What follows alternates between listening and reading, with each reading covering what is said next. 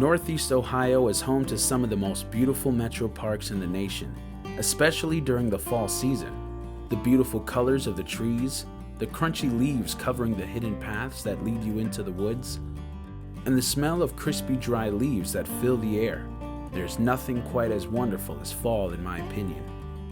But there's a place in Willoughby Hills, Ohio that many of you may or may not have heard of.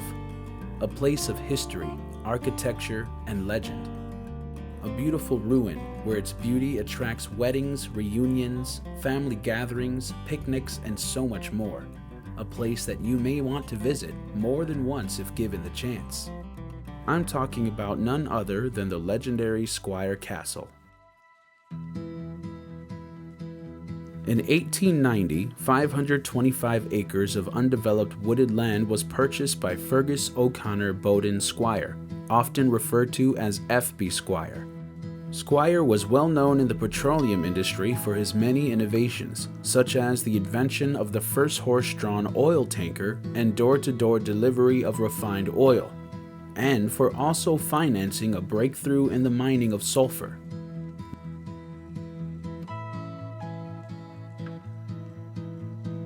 The Squire family immigrated to the United States from Exeter, England in 1860 and moved to Cleveland, Ohio. At 15 years old, he left school to work his first job at a local paper mill. And it was not long before he moved on to pursue work at the Alexander Schofield and Company oil refinery. Continuing his education by hiring private tutors during the night, Squire also worked his way up the ranks through the company. From a refinery worker, then kerosene dealer, and then bookkeeper. Later down the line, Squire and fellow bookkeeper John Teagle joined forces and developed a firm that bought and sold petroleum products under the name Squire and Teagle. 2 years later, Squire sold off his portion of the business and used his proceeds to develop a new firm under Newman, Squire and Company, where he began developing the idea of the horse-drawn carriage oil tanker. Sometime later, Newman, Squire and Company was bought out by Standard Oil in 1876, where Squire decided to stay rather than continue on his own.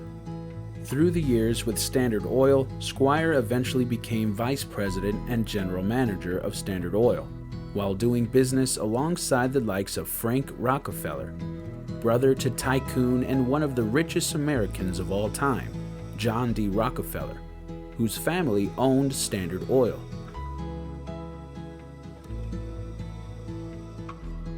Squire officially retired from Standard Oil in January of 1909.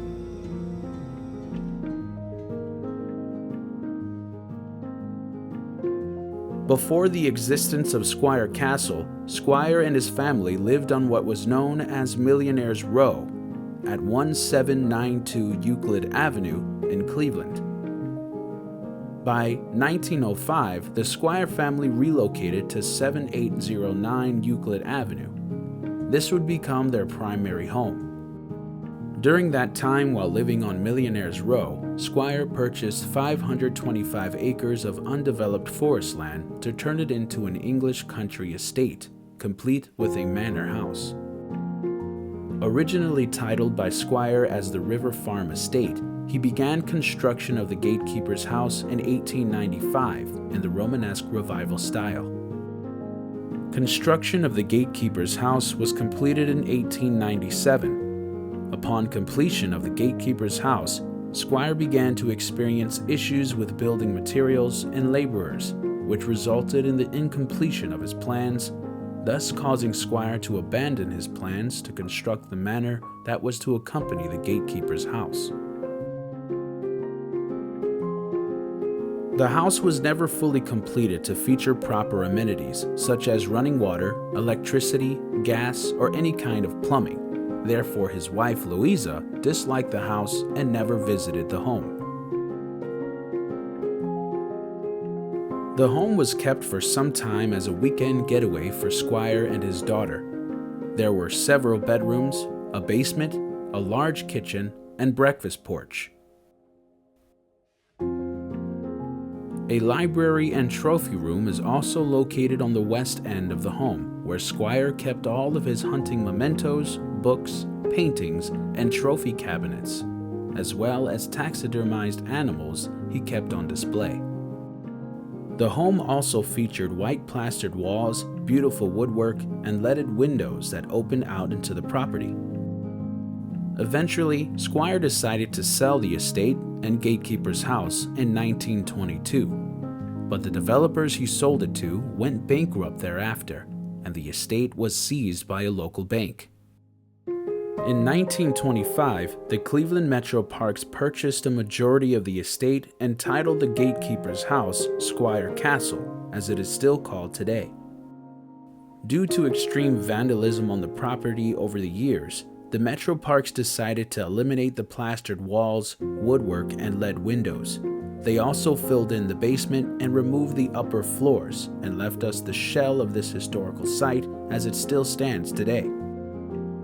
Squire Castle is still one of the most beautiful Metroparks here in Northeast Ohio and is highly recommended amongst hikers, explorers, and most of all, history and architecture lovers. If you ever find yourself in the area, be sure to stop by and discover Squire Castle for yourself and see why Squire Castle is considered a must-visit on every explorer's list. What do you think of this amazing historical site? Leave a comment below and let us know what you think. Be sure to like, share, and subscribe for more content on the way. Thank you for watching.